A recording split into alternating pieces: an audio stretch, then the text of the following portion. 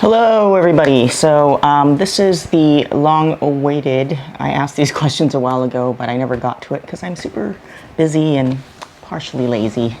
My 3K question and answer. So anybody that had questions asked it on the YouTube community page. Not much though, but most of them came from my Instagram page. If you're not on there, that's the Food Fiend 808, all one word, I believe, on Instagram. And so we'll go over those questions and I'll answer them as much as I can. And of course, thank you everybody who have watched my channel and subscribed to my channel. I didn't even imagine it would even get to 1,000. So I really appreciate all of you and everybody that watches and actually listens to me blab, because I think it's quite boring. Including this, I think it's going to be pretty boring. But I promised, not just to talk. I really don't have time to walk around and stuff, although that would be great scenery. So I'm doing this right after work. I'm trying to just bang this out because I have so much other things to do during the week.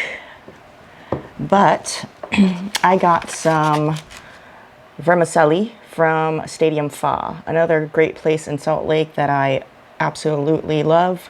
I tried something different this time. Usually I get the barbecue pork, but this is the shrimp, garlic shrimp, and the spring roll.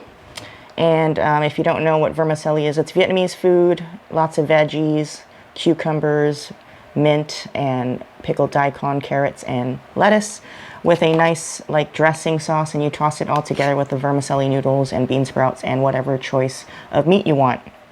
So if you're ever looking for some great pho, go to Stadium Pho. I really wanted to get pho, but it is super hot today. So I don't think I can eat something hot. I'd be sweating. And I got a Vietnamese lemonade. Of course, you have to get lemonade if you go to a Vietnamese place if they offer it. I think it's delicious. So one more thing I wanted to do, because I like to support local business. I am not sponsored by these people, or I didn't get paid to do this or show it, but my friend mentioned this local garlic chili oil. It's called Tasu. It's made by a local couple, and they sell it right now just at pop-ups at Ohana Hale Marketplace. So you have to check their Instagram. I'll put their Instagram link in the description box below, because they're not always there. Or you can DM them or direct message them if you don't know what DM means. Message them on Instagram, and you can order it through them directly, and you can probably pick them up somewhere at a meeting point or something. They're a very, very small business just starting. So I wanted to try this. I think it would go well with this or pho or some kind of meat. So I figure I break it out today. It looks very scary, very, woo. I hope it's not gonna make me cough. Okay, we'll take the spoon and put a little of it. This stuff looks like fire, but we'll drizzle some on. I mean, it almost looks like the same stuff you would get at a Vietnamese restaurant. So hopefully it's gonna be the same way, where it looks scarier than it is. So let's try it out before we start our questions. Get the first bite in.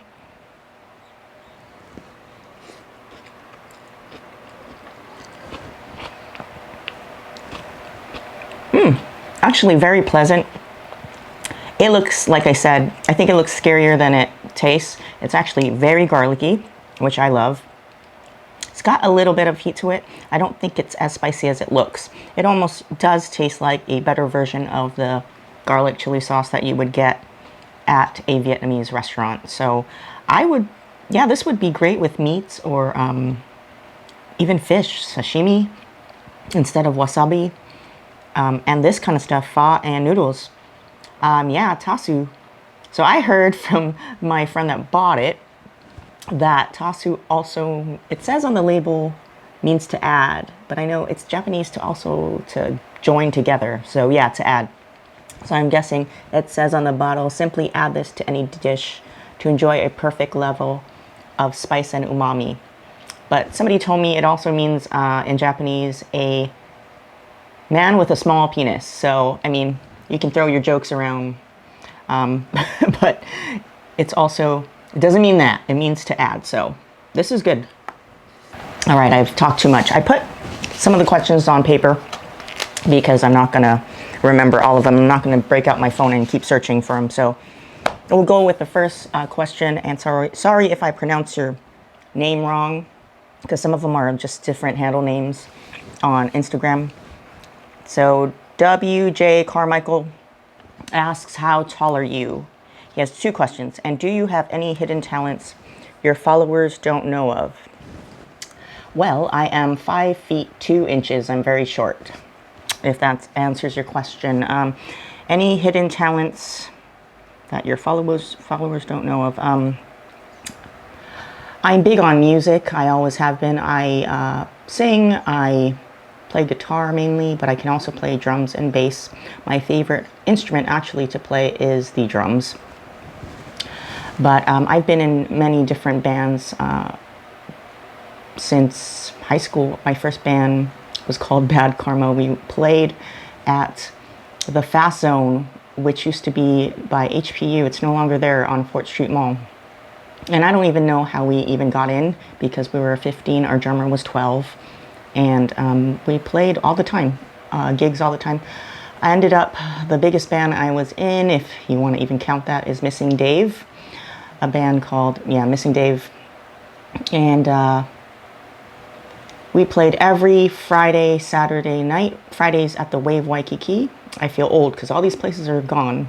And yeah, it was pretty packed. It was a good side money, I think, and you're having fun doing it. On Saturdays, it's usually Bedrock or somewhere else, sometimes Kimo'o Pub. And I played guitar for them and sang backup vocals. I also released a couple of small CDs. My first one was in Boston. I recorded something with Joe Turner, who's also big into the indie music scene. I've written a book. It's on Amazon, but I won't tell you about it because it's kind of embarrassing. But when I'm bored, I have to have a creative outlet, and I do those things. I'm not necessarily saying it's good, but or my writing's good or anything, but I did write a book. You can search it if you can do your good research, but I'm not going to tell you what it is. But that one was about, I'll give you a hint. It was a fictional story of North Korea. So, I also used to paint. I don't do it anymore. I don't have much time. I'm a very busy person. I oil paint. To not make it boring, because this is too much talking to me, I'll put little pictures to show you, maybe to break up the monotony. And yeah, that's about it. Oh, I used to DJ in clubs as well in my early 20s. So clubs in Waikiki, some big events, such as one of them, I don't even remember in my 20s, but one was a Red Bull function put on by Red Bull. I don't know. But yeah, DJ, trance, house music, stuff like that. So anything to do with music, art, writing, I enjoy. The next question is Pikake Ilima asked, how did you get into singing and guitar playing? So I guess she knows I was a musician. I always loved music. When I was young, in order to put me to sleep, my mom would put on the radio. And I believe it was KSSK. I don't know if it was there then, but it was just top 40 radio. So everything from the late 70s to the early 80s. And I started to know those songs, even though that I was like really little and that's not my generation. And during that time, MTV started, cable TV started, and I just loved it. I loved the music. I would rather watch MTV and listen to the music than watch Sesame Street or something like that, which kids my age should have been watching. My dad plays bass and slap key guitar, so there was always acoustic guitar around, and I would pick it up and fool around with it when I was about in the 6th grade. And he had a chord book, and I just taught myself. It took me a long time because I didn't really stick to it. It was just on and off. So I think by 8th grade, I could fully play guitar. And by high school, I got to meet more friends that played guitar and other instruments, and then I just got really fluent in just playing, and it was just natural to me from then on. As far as singing goes, I had to, I don't want to say forced, but it was, when I went to elementary school, you had to take choir class. And I was branded an alto, like the lowest alto he's ever worked with. So I do have a very low voice. I can sing like a dude, some people say. But then it's funny, and then yeah, it just got me into singing. I enjoyed it.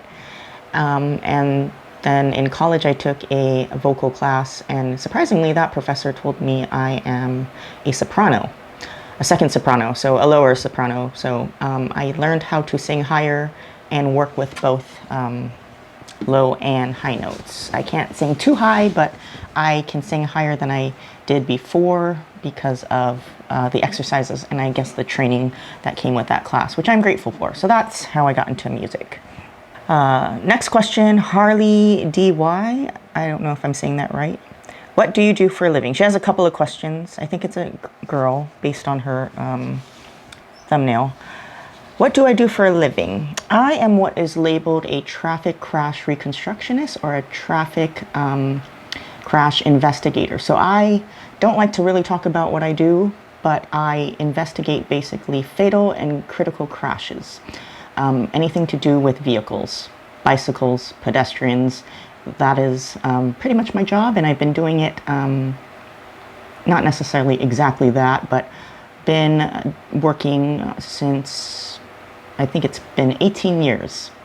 So I was very lucky. I got into my field at the age of 23, and I have, thank God, I think 6 or, I'm bad at math, a couple more years, 6 or 7 years left, and I can retire if I want to. What is her other question? What band or bands were you in? How do these people know these things? I mentioned I was in that main band was Missing Dave, where we played the wave and stuff like that. And I've been in a lot of bands that didn't last too long in between, just for fun, playing different instruments. I was a drummer in a reggae band. I don't even remember the name for that one. We just go to practice studios, rent the studio, and just play. And it's fun. Nothing serious. That Bad Karma group that we were in high school, we won brown bags to stardom, and I don't think we're good at all. We're just a bunch of noise, and we just did it to irritate everyone. We're rebels in high school. Oh, I guess I played solo after Missing Dave when I'm in between, when I was bored. I would play acoustic solo guitar, just me and singing with an acoustic guitar at places like Anna Bananas, stuff like that. But yeah, that's about all I can remember. It says, you seem to know your way around the kitchen, grill, and smoker, etc. Can you cook for us? And we would love to see it. Unfortunately, I have a very small kitchen. It's very dark. It's not an open concept kitchen. And it's very dark. There's not really a window. It's just designed really wrong. So it's really hard to cook and film. It's easy to cook, but there's room. It's just hard to film. The lighting's terrible.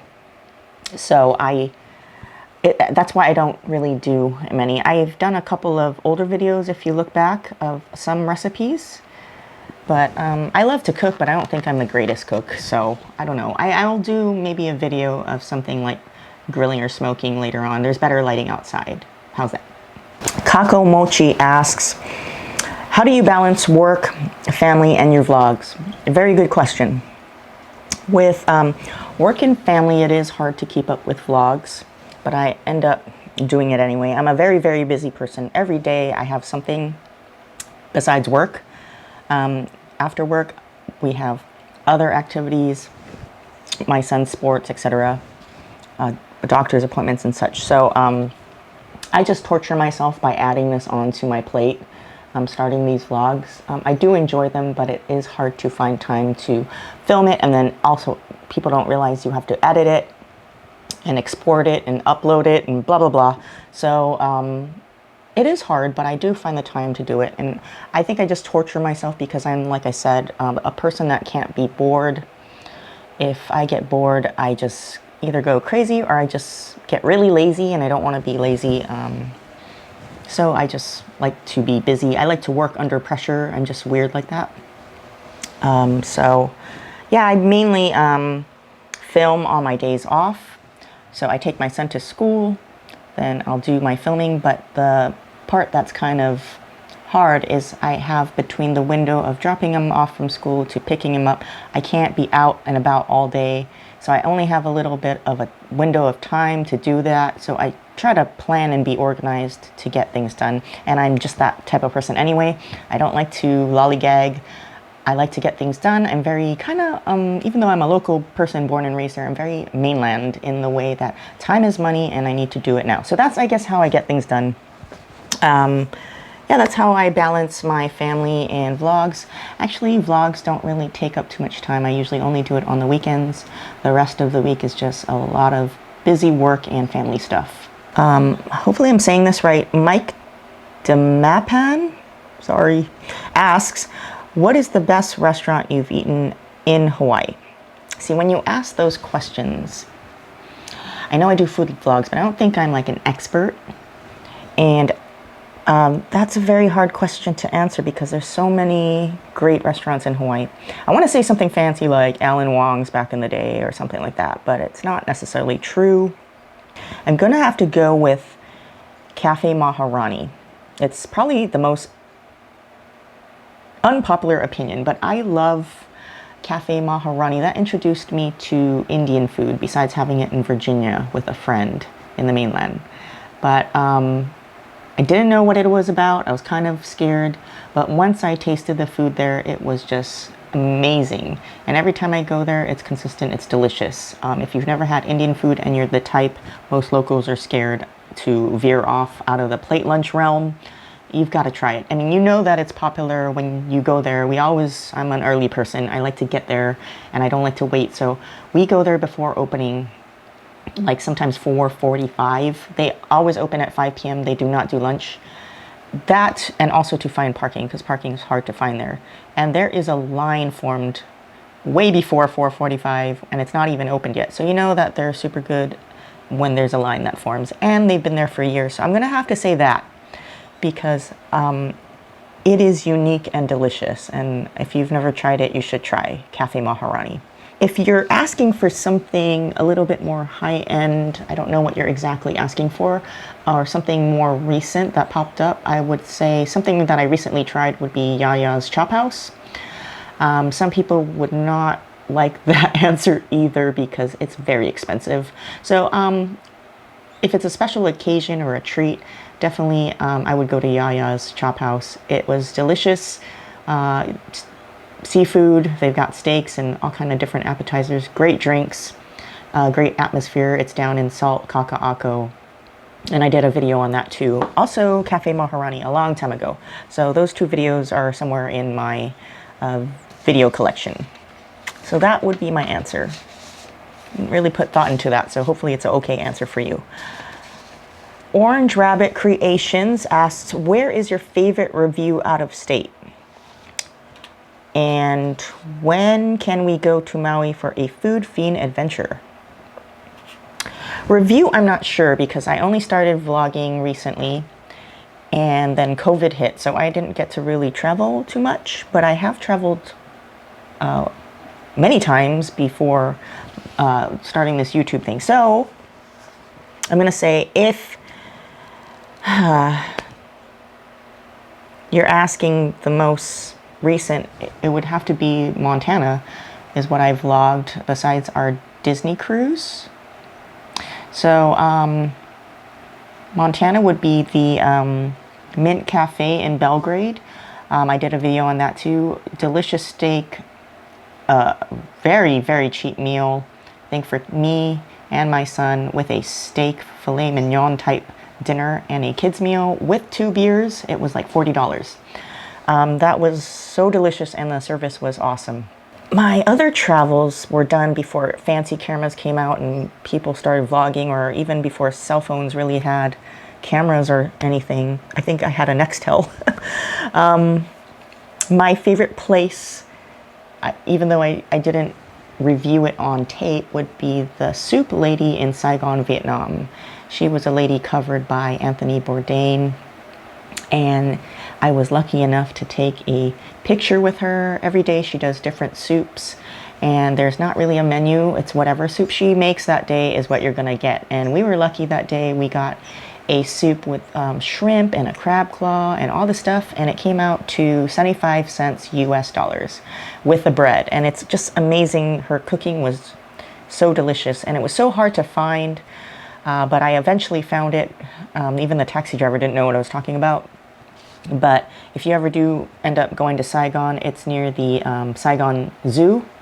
It's right on an alley down there.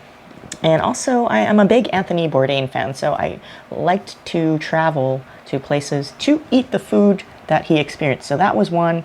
Another was Seva Haria. I don't know if I'm saying that right. It's Portuguese. Ramiro. It's a seafood place where, oh my gosh, they have every seafood you can imagine, and the menu is on an iPad, and you just keep scrolling and scrolling. And we had shrimp, crab, there's lobsters, different sea snails, all kinds of stuff. That was just delicious. So those are the ones that come to mind for out of state, but unfortunately I didn't have a camera then. I don't really intend on going to Maui anytime soon, to be honest. I'm the type that likes to just go to places I've never been before, and I have such a big bucket list that I've been to Maui a couple times, but maybe I might go, I'm not sure. But I'd rather save my money and use my time off to go somewhere different, somewhere I've never been. So Jade Miley and Alan T asked both kind of the same question, so I'm gonna put it together. Can you name a favorite hole-in-the-wall cheap eats place, a casual eatery, and a special splurge occasion restaurant on the island? I can't honestly tell you just one thing, so let's go down this list of your cheap eats place. I'm gonna say I like whatever comes to mind, Matsumoto's Okazuya, which I did in my very first video. There are many other okazuyas that are delicious, but I think you could get a couple of things that would make you full, and they're all delicious for a cheaper price there. And I think they're unique in that they have kimchi sausages. So it's locally made like sausage. I wouldn't say it's Portuguese sausage. They're just a different kind of sausage, but it's got kimchi in it, and that's one of my favorites. And I like that he grills it on their grill. So it's got the char marks on it.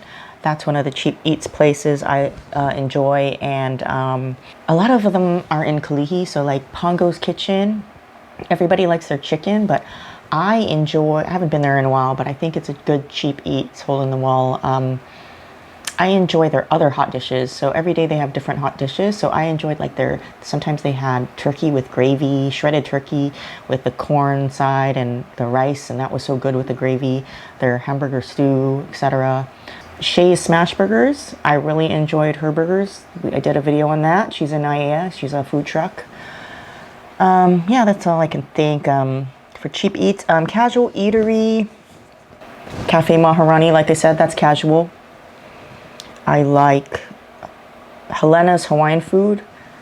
Out of all of them, that's just so delicious. That's casual, but not cheap eats.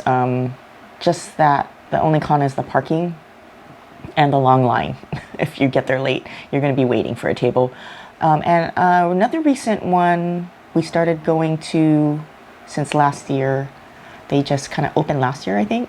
Right when COVID hit, they opened, is Karomo. They're in Pearl Ridge Mall.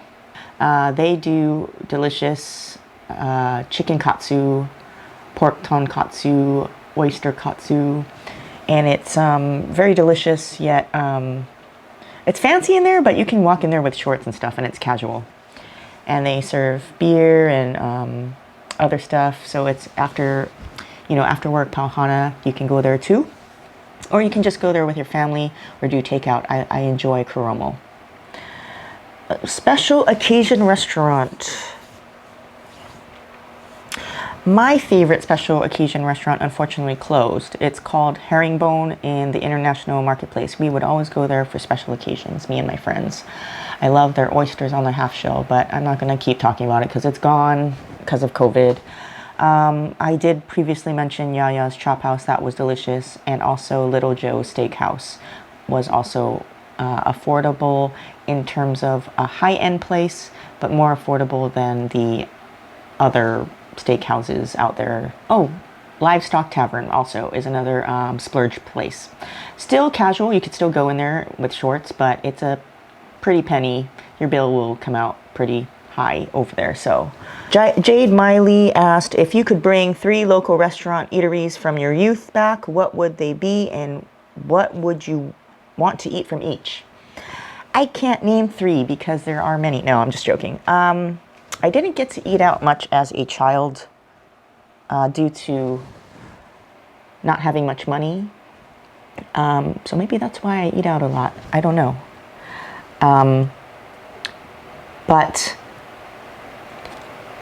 I'll go over some of the things I enjoy as an adult since I didn't really get to eat out much. If we ate out when I was a kid, it was McDonald's, so it ain't anything fancy. I miss Bob's Big Boy in Mapuna Puna. Now they did try to do it again. So what happened was they closed down because of a fire. And then they tried to reopen in Waipahu and I think in the old Sizzlers in Kalihi, and it just never was the same. But the original Bob's Big Boy, I enjoyed. Their Friday night prime rib came with a starch, either rice mashed potato or baked potato. I usually get the baked potato, a salad or soup, and the waitresses were so old school and friendly. I guess we went there so much she already knew what I wanted to drink. And it was affordable and just really casual in a family setting. I enjoyed that. I missed that. And I miss Ryan's Grill. We used to go there after playing shows or just with friends late night when we were in our early 20s because we were kidless and we could do whatever you wanted and stay up late. I miss their poke tower, their creme brulee, and just their appetizers. Their crab and artichoke dip I miss. I miss Chuck's Cellar in Waikiki. I think that just recently closed due to COVID, unfortunately. I liked going downstairs into this literal cellar, the dark vibe, the jazz music, but the delicious steaks and the all-you-can-eat bread and salad bar. It just screamed the 70s, and I just liked it. I just liked the food and the ambiance. And another one, I'm just going to go over, I can't follow rules. I have one more that comes to mind. Wailana Coffee House. Another place we used to go to after playing at the Wave Waikiki because it was 24 hours. I didn't really get their lunch items, but I missed their Denver omelet and the pancakes with the coconut syrup. I know you could probably get that anywhere else, but it's just the vibe in there too was old school. The waitresses were friendly. It's just somewhere you can go hammered off your ass and still have a good breakfast. Lily Pad Lotus asks, what's on your food place bucket list outside of Hawaii? That's a great question. In terms of the near future, I don't think with our Hawaii laws anyway, it's not that I'm scared. I just don't want to deal with this whole vaccination card thing. And, you know, we came back from Montana, but with work, we also have different rules, not just state rules. So it becomes complicated to travel internationally. So I think if it continues to be the way it is, I'm going to have to stick to the US. Usually I don't like to travel through the US because I've been to many states and it's kind of just, it's mean to say, but it's boring. I want more. I want to travel to different countries. I want to experience different cultures. But lately, after going to Montana, I learned that there are different, you know, obviously subcultures within our nation to learn about, and it's still cool. So I would like to, if I could, go to the Union Oyster House in Boston. Like I said, lived in Massachusetts, but that was on a college student budget, and I couldn't afford the Union Oyster House. If you've never been there, that's like the oldest restaurant in the U.S. that's continuing in operation. It's been in operation since the 1800s, so, and it's still going. So I would like to taste their chowder, their seafood dishes, all that. I would like to go to Tennessee and go to Dollywood and try all the foods there. It's if you don't know what Dollywood is, it's a amusement park made by Dolly Parton. But it's not just famous for the rides. They've got great food for a reasonable price. I want to go through all the food items and maybe travel to Nashville, eat some Nashville hot chicken, and go to Memphis and go eat at that burger place that supposedly uses the oil they've been using for almost 100 years. Sounds gross, but it probably has good flavor. So I would also like to go to the rest of the South and get the rest of my states in. I think I have 26 states under my belt, and most of it is the Midwest states that nobody wants to visit, like Nebraska, Iowa, etc., but also the South. I haven't been south of Virginia, so I would like to go to Big Bob Gibson's Barbecue in Alabama and eat their barbecue chicken with their Alabama white sauce, eat Carolina barbecue, all that stuff. So I also, if COVID ends, if I could travel internationally, I would like to, I have this fascination with South America. I would love to go to Peru and Chile and eat some awesome seafood and their South American dishes. CK Local Poi 808 asks, are there any hidden gems in Waikiki that locals should check out?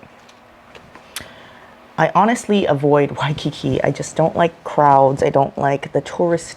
I don't care about tourists. They're great for our economy, but the crowd of just driving through the traffic and the pedestrians, I don't know, it makes me kind of antsy. So I don't like the lack of parking either. There's one hidden gem I would love to revisit, and I don't know if it's the same, but I will recommend to you based on what I've tasted before. I really enjoyed the Chart House. I enjoyed that. That's on the edge of Waikiki though. That is a hidden gem to me, but maybe not to a local because it's been there for years. But they just recently reopened after COVID and they remodeled, so I would like to check it out too and see if the menu is any much better, because it was good before. And you can see the great sunset from the Alawai Boat Harbor. I also enjoyed that Cafe Bombay that I filmed with Brada Tats. It's in the Discovery Center in the beginning of Waikiki. Also, Goofy Dine Cafe. That's near the Hilton Hawaiian Village. I enjoy their breakfast. There is a line. They don't take reservations, but they do delicious eggs Benedict and other breakfast items. Those are my 3 picks. Oh, also, see, things come to my mind. I can't, just talk off the fly. It just pops into my head. A place I've been to, Aracino di Mari. They have a couple locations. I believe there's one in Kahala too, but the one in the, I don't know where it is, because there's a couple in Waikiki. I think there's 2 different ones in Waikiki, but this one that I went to with a friend was more towards Kalakaua, the beach side. You can park in that hotel. They have validated parking, but they have awesome Italian food, delicious pasta, and I highly recommend the Brazzino dish. If you don't know what Brazzino is, that's a Mediterranean sea bass, and they fry it to a crisp. It was delicious. Oh, I am so honored that the famous local YouTuber Authentically Charles asked a whole bunch of questions. So thank you so much, Charles, for even asking these questions and watching my videos. That's very an honor for real. So he has a lot of questions, so I gotta kind of go down the list here so I don't forget that any of the questions he asked. He asked, did you ever learn martial arts? No. I remember as a kid, we used to walk down the street to School Street, and there's that Kung Fu school, I think it's called Siu Lum Pai. I'm totally terrible with pronunciation of other languages. I always saw them practicing and stuff, and I always asked my mom that I wanted to do that, and she always said no. So there goes that out the window. I do know elementary grappling, and a little bit of Kalihi ghetto fighting. Nah, I'm too old for that. But yes, I honestly know elementary grappling and some techniques, but I don't actually study any martial art, unfortunately. Other question he has is, what is the hardest thing with making YouTube videos? I would say it's setting everything up, bringing everything into your car, your camera, the mics and all that stuff. Pausing between eating. People don't realize you're pausing between eating to get the close-up shots. And then trying to find a parking space to vlog it where it's quiet and it's not noisy and you're not going to be interrupted. Those are the hard things for me. And that's what's mostly time consuming. I know people hate editing and all that, but I actually enjoy editing. I think it's kind of like a peaceful moment for me. But it's more setup and getting it going. In terms of getting ideas, it gets hard here and there, but that's not as difficult as setting up and getting everything right. His next question is, how did I come to start my channel?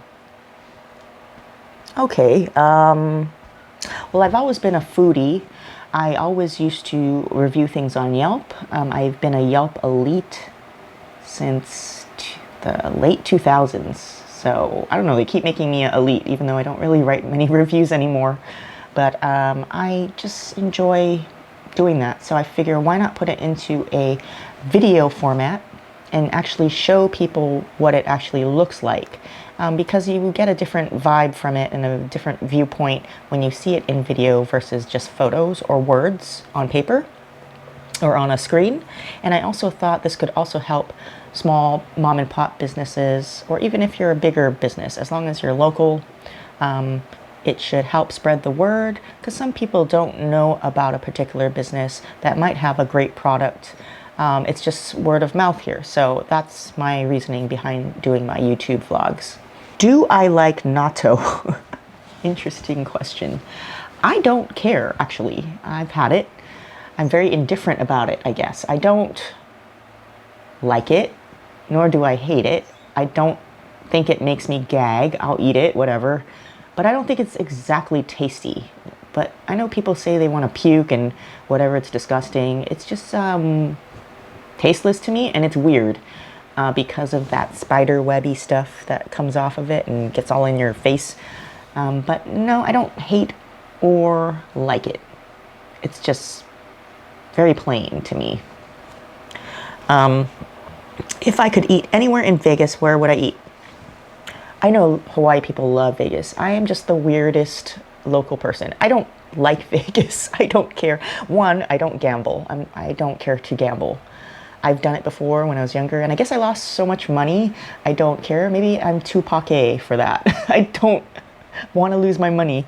I'm just a terrible gambler. I know there's lots of food there and everything, but I think I'm so spoiled again. I just go there so much. Well, I went there so much as a younger adult that it doesn't really like excite me. So anyway, if I were to go there, like for some reason go there, and while I'm there, I want to make full use of my time, I would go to Gordon Ramsay's Hell's Kitchen. It's the only thing that comes to mind that I would like to go to. And if anything to revisit, it would be maybe Palace Station for their pan roast, and Ellis Island. I love their fried chicken. It's such a deal. And their brewery, the beers on tap, you could get like a whole or half fried chicken with a starch and a beer for like $10 or something. I don't know. All I know is it's cheap and it's delicious. So those are the things the restaurants I would go to if I were to go back to Vegas. What was my worst experience at a restaurant? My worst experience at a restaurant was not here in Hawaii. It was in Massachusetts. That comes to mind. I actually never had many bad experiences, but this comes to mind. We went as a group to a sushi restaurant. I don't even remember the name. I'm sure they're not even in business. It's in Boston. Terrible service. They sat us down. They didn't even ask what we wanted. No menus, no water. We waited and waited. If we didn't have such a big group and it was hard to, sit a big group, we would have got up and left. But it was just, we're hungry. It was late. So finally, we get our food. It took forever, and the food wasn't that great either. So we didn't really leave her a tip. So besides the service that sucked and the food that wasn't that great, to make up for it, we left and we're waiting for our ride, or I don't know, we're just talking story or something. We're waiting outside near the street, but the door to the restaurant was right there. And she comes running out, screaming at us, demanding a tip, or a better tip. We did tip her, but it wasn't like even a good tip. Threatening to call the cops on us for theft, and we were just like, whatever, lady, just, you can call the cops because it ain't theft. We paid our bill. But yeah, that was just over the top. So that was my worst experience. His last question is, what's the first thing I would do if I won $100 million? I would probably invest most of it. I would buy my property in Oklahoma. I know that's strange, everybody wonders, but Oklahoma is where I intend to retire. I don't intend to stay here in Hawaii, unfortunately, due to, many factors. It's expensive. I don't think I could afford living here as an elderly person in the future if I were to think ahead. So yes, I would buy my property there. I would continue to work. I would also buy my RV. That's my dream, is to get a truck camper RV or a smaller trailer RV, but I really would like a truck camper RV. And just travel around the nation and camp. I'm big into camping and RVing. But yeah, I wouldn't quit my job, and I wouldn't go overboard with my money. I'm pretty smart with my money, so I would still travel the world and spend a little bit of money here and there, but I wouldn't blow it all. Big Hearns asks, who in my opinion has the best garlic chicken in Hawaii? He's going to start a beef. Yes, you are, sir. I'm going to say Sugoi's. I am sorry. I would have said Mitsukin, but ever since they moved from School Street and they were bought out by the new owners, it's not the same owners anymore, I don't really care for their garlic chicken. I think it's a little bit drier and it's not the same taste. So I enjoy Sugoi's. And I know many other people make garlic chicken, but that is my go-to. Walter's Travel Adventures asked, have I ever ate somewhere and the food sucked? When the person came out and asked, how was your meal, did you tell them the truth or did you lie? That's funny because I remember me and my friend went to Ruby Tuesdays and she ordered the Cajun catfish, I think. It was some kind of fish. And I noticed as we're talking, she didn't really eat anything. And then I asked her what was wrong and she said it was super salty. Then she said, we know about food service, so we're not going to return our food, because if you've ever watched the movie Waiting, it's probably true. They'll probably scratch a little dandruff in your food, drop it on the floor, and bring it back to you and spit in it or something. So the funny thing is we started laughing because the manager came by and she asked, is everything okay? And then she started to lie and say, yeah, everything's okay. She goes, no, really, because you haven't even finished your food, because I finished mine. Mine was okay. And she said, well, if you're going to ask, it's a little bit salty, but it's okay. And she goes, well, we can send it back. And we laughed and said, no, same thing. Haven't you seen the movie Waiting? And she said, no, we would never do such a thing. Blah, blah, blah. We don't do things like that here. So she goes, no, really, let me send it back. So she sent it back. She brought back the fish and we kept looking at it because it looked different. It looked just white because it had Cajun seasoning on it. So we started laughing and she's like, oh, hell no. They washed this damn fish off. It's the same fish I had, because you could see the little bite mark on the side. And so they pretty much ran it under the water and rinsed off the seasoning and put it back on her plate. So she didn't eat it and we just laughed. I mean, it sucks, but you can only laugh at it after the fact. Okay, a couple questions more. I know this is getting long. There was a lot of questions. I think there's 4 questions. Some have double questions though. Sorry if this is boring. Have you ever ate somewhere and it immediately messed up your stomach? You almost didn't make it. Oh, that was from Walter too. He asked us 2 questions. Walter's Travel Adventures. Yes, I won't say the name because I don't want to throw shade out of business, but I know it was definitely from there because I starved myself all day because I was so excited to go there. It was a Korean yakiniku place. They're still open. It was the only thing I ate that day for dinner. And right as we're leaving the restaurant, my stomach started making these gurgling noises. And I thought, oh, well, maybe it's not digesting well because I starved myself all day and I ate kind of fast. And I went home and just literally, I know this is TMI, it was coming out both ways at the same time. And I've never ever, I don't usually barf. I don't usually throw up, but it lasted for 2 days. Then a friend said, you should call the health department. And I'm like, I don't do that stuff. I mean, whatever. And they're like, no, really, you should, because they'll go check on it and they report back to you and you don't want somebody else to get sick. So I did. And surprisingly, they actually call you back and do a follow-up. And what I found out was disgusting. And I'll never eat there again. They went there, they discovered they had no soap at any hand washing station, no paper towels at any hand washing station. And I think the temperature in the fridge was kind of not to what it's supposed to be. But just knowing that they didn't wash their hands and they didn't have one single drop of soap in that whole restaurant is just bleh. So they shut them down for a weekend to correct the whatever errors or violations they had, and they're still going. So good luck if you ever go there. Paula Friedman asks, what did you major in at college? I know you mentioned you went to college in Boston. And what are some places on your bucket list you'd like to travel to someday? I pretty much answered the second part of the question. So I would like to travel to South America if I could go. I would like to go also to Scotland. I have a fascination with Scotland, and I figure since I'm there, I'd also tackle Ireland and England. I'd like to go to Germany, the Netherlands, and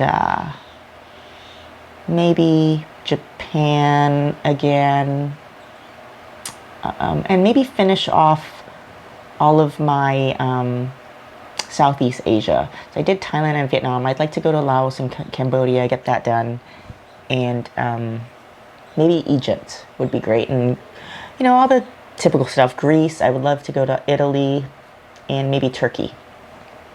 In terms of my major in college, I didn't go to college exactly in Boston. I only say that as a general thing because if you're not from Massachusetts, you don't know where the cities are. I went to Bridgewater State University. It's in Bridgewater, Massachusetts. The closest town that people would know there is Plymouth, Massachusetts, where the Pilgrims landed. It is about maybe 30 to 40 minutes from Boston, south of Boston. It's really close. You could drive to Rhode Island and Connecticut from there as well. So I majored in criminal justice with a minor in psychology. Rock's Home Bar asked, who has the best chicken katsu? A couple of questions. Who has the best chicken katsu? Okay. I'm going to go with Kalihi Drive-In because they give you a lot of chicken katsu for your money, and I like the crispiness and it's not dry in the middle. I like her sauce. I also I showed that in the underrated Kalihi plate lunches, so you can check that out in there. Also, I previously mentioned if you want to get a little bit more fancy, I do enjoy Kuromo. That's delicious chicken katsu where you can actually sit in and dine in, and it's a little bit fancier, but I enjoy their katsu as well. His other question is, what was your favorite dish featured that you never tried before the show? I don't know what you exactly mean, because like, do you mean never ever tried as in never tried that cuisine before, that dish, or like didn't try that place and it's a surprise, like didn't try that restaurant? If you're asking that question, it would be Lechon King. That was delicious. Never been there before filming, but I've had lechon before, but that was something out of this world. If you want to say something I've never tried before in my whole life, I would say the Tammy's Polynesian cuisine. I'm sorry, Tammy's Polynesian Market, the Samoan cuisine. I really enjoyed it. I wasn't knowing what to expect, and it was actually delicious. And we've been eating Samoan poly food after that, and I really enjoy it. His next question is, what is the worst looking restaurant with the best food? I don't know. Every place I've been to looks okay. I mean, I don't have high expectations, just be clean, you know. One place, but they closed down, was Happy Days, I think it's called. Happy Day? I don't know. It was on Mauna Kea Street. It's near the Chinatown substation, police substation, like on the side if you cross the street. But that was pretty dirty. The bowls were chipped, the teacups were chipped. You could like cut your lip with it. I mean, they didn't care. People complained there was roaches. I never personally seen a roach. I did see a cat walking in the back. Could end up as Manapua later on, but I liked their fried rice. It was good. I don't really particularly like Chinese food, but they had dim sum. It was good too, and it was pretty cheap and affordable. It's just kind of one of those ratty, shady places that people... Actually, they had good reviews on Yelp, and it's just one of those places you would never think of to go to, because, you know, everybody raves about other places for dim sum, etc., but I like the food, but they closed down. Another, I don't know, I guess Lagoon Chinese Food would be a place that's now open. It's in a shady motel, Pacific Marina Inn. The people in there are nice, but, you know, you walk in there, sometimes the floor is sticky, but it's not that dirty to me. I have never really seen a really, really dirty place. So those would be things that come to mind, but maybe it gives your food extra flavor. I don't know. Regardless of price, what was your top plate lunch? Oh, that's a hard question. Top plate lunch would be, if you're not caring about price, I really enjoyed Tiano's on Wheels, their prime rib plate lunch. Expensive, but good. Another place that's kind of expensive and fancy, but I enjoyed everything I've ever gotten there, is Old Lena's by Chef Ron Simon in Kalihi Kai off of Republican Street. I did a video a long time ago, and I need to redo it because it wasn't as popular because it didn't have as much subscribers, but it's a place you got to go to. She makes delicious cookies. She's so friendly too. Super great place. Yeah, that's a pretty expensive plate lunch place, but everything's delicious. Ki asked, love your videos. Thank you. Who are your favorite food vloggers, and what made you decide to become a food vlogger? Would you want to live anywhere else other than Hawaii?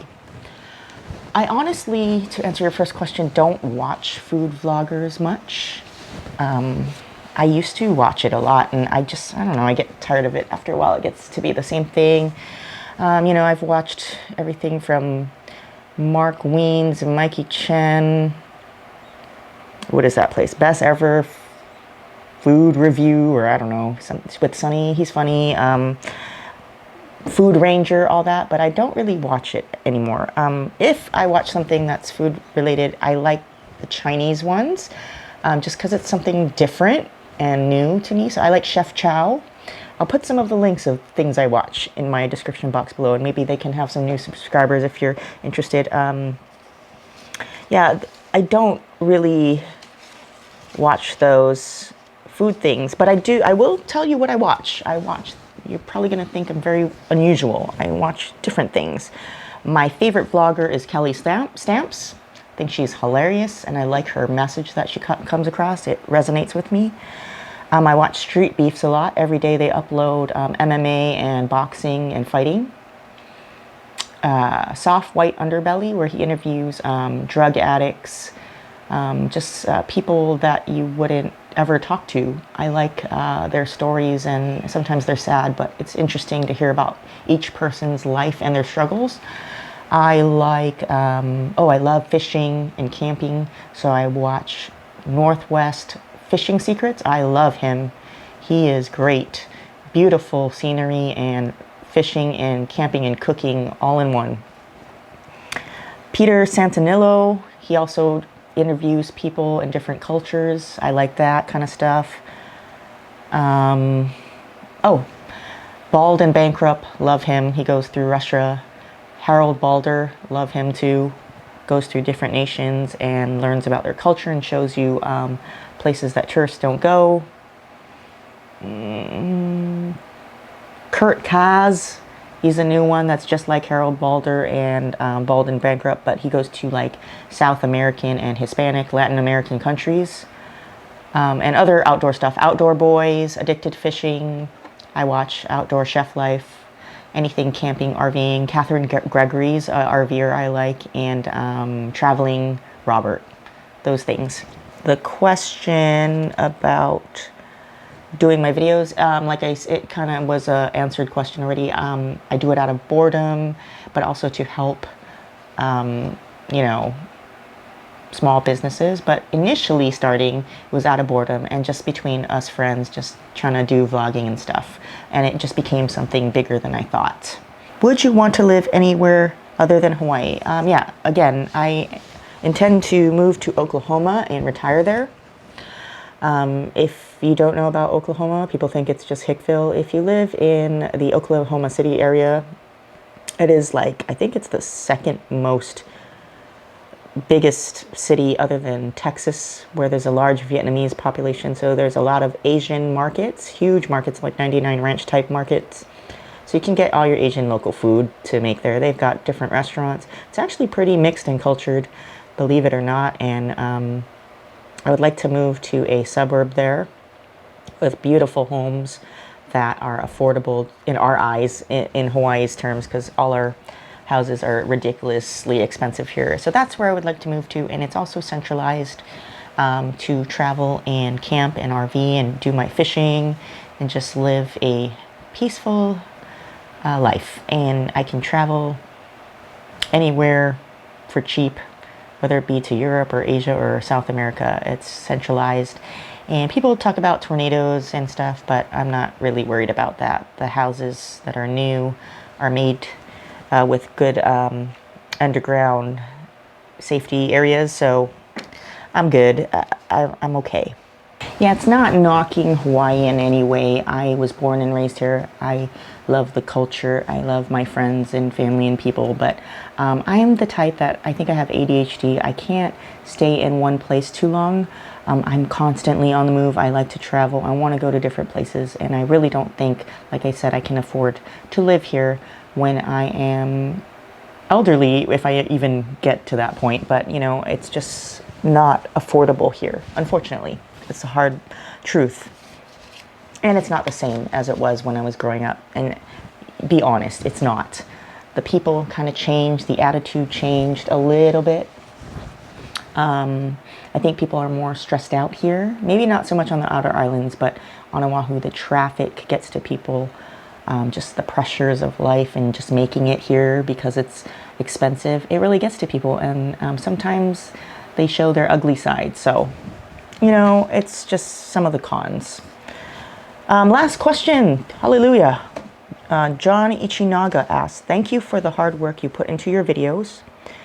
Thank you very much. Thank you for watching. It makes it all worth the while. I appreciate it. Some questions for you are, how living in Boston influenced your life and perspective, why you returned to Hawaii, and if it's okay to ask your father's background, how his family got to Hawaii, and finally, whether you have any brothers or sisters. Whoa.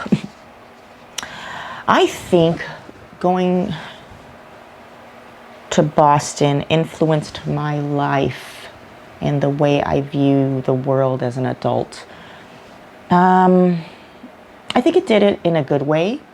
Maybe some people might think it's a negative thing, and I'll tell you why later, but going there was a culture shock.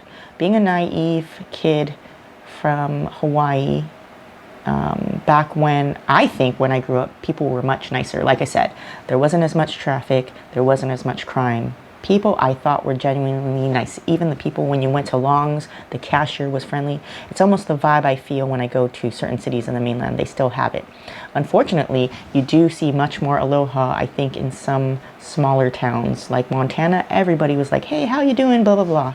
So I don't think you get that much anymore because we've become such a big city that, you know, we are a little bit, you know, just go, go, go, get out of my way sometimes.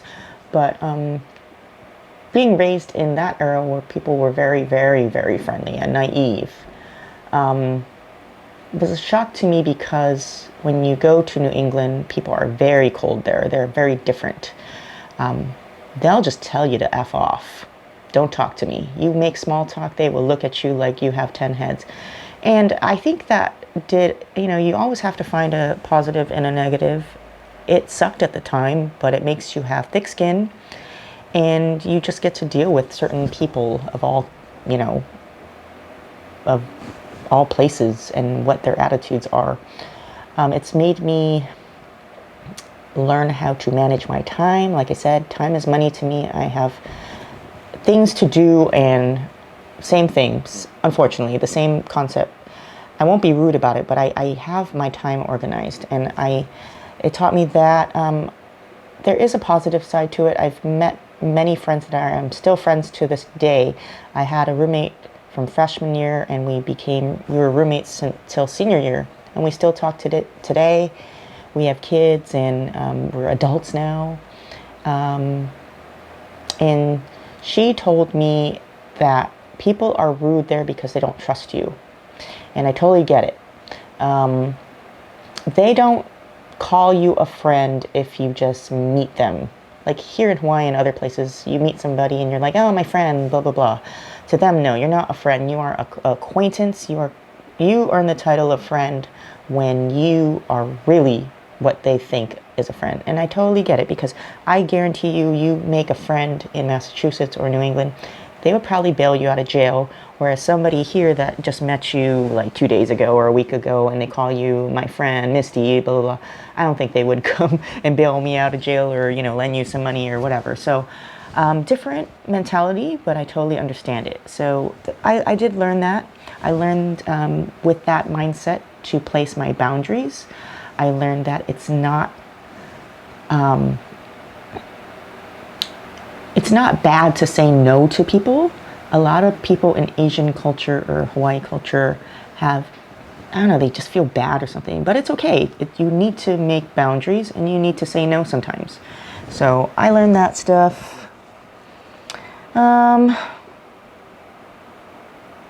And I guess it just made me learn how to adapt to different subcultures within the United States. We're all American, but we all have different ways we live our life and different cultures and such. So your other question would be why I returned to Hawaii. I returned in May of 2001, and the job the career field I was looking at wasn't really hiring in Massachusetts, but they were hiring here. But then 9/11 happened and everything went to crap. Like the whole economy dived, and I was pretty much having a hard time finding a job for a while. So it kind of backfired. But to be honest, I think the reason to return to Hawaii was a very immature reason, because I was young then. It was just to have a car, because I didn't have a car there, but I had my car here, and to be able to have the freedom to just go out and do whatever I wanted. Go out to see my friends if I wanted to do something. I couldn't really do that in Boston or Bridgewater. I had to take the train and the subway everywhere. And that's, to be honest, the reason. I missed my friends, and just being able to go out, go to the clubs, go hang out with them, go to a concert, etc. My father's background, how his family got to Hawaii. My father's side, and I asked this in 4th grade to my grandma, because I had to do a family tree project, so that's why I know all this stuff. She said their side of the family came in the late 1800s, like everybody else, during the plantation days from China. I don't know exactly what part of China, and they worked the plantation fields in Eva when they did have sugarcane there. One of that side of my grandma's side that was Chinese married a lady that was Hawaiian, and she says she was Hawaiian and German. But I did take a DNA test, and it doesn't say I have any German. So I don't know if it's washed out, because I think I'm like 6th generation from Hawaii. So, I don't know. But we are part Hawaiian. I don't look Hawaiian, but he married a native Hawaiian lady that was also part German. I'll show you a little thing. My great auntie went to the archives before she passed away and did all this work. So it's at the archives in Iolani by Iolani Palace. So I'll show you a little thing, a video of the family tree. And we came here from there, China, and then the other side was native Hawaiian. And then that's where his side of the family is. So my grandma is Chinese, Hawaiian, and German. She married another Chinese man, my grandpa. And then my dad was in the U.S. Army. He got shipped to South Korea in Seoul, and that's where he met my mother, who is from Seoul, and she is pure Korean. That's pretty much our background. And your last question, thank you. Do I have any brothers or sisters? No, I am the only child. So, unfortunately, no siblings. So yeah, hopefully that answered some of your questions and it was the answer you're looking for. Sorry if I disappointed. Maybe we'll do another one way in the way future. But thank you for asking all your questions. This video is going to be super long because that was a lot of questions and I probably talked too much. So hopefully this wasn't too boring. And I'll see you on another food adventure when I actually do vlog a place. And I'll finish up my meal because I talked too much. I didn't really get to eat. So I'll check you later. Peace out. If you're just joining and you're just curious and never watched my videos, take a look at some of my food videos. Thanks for watching and press the like button, subscribe if you want. See you later. Peace out.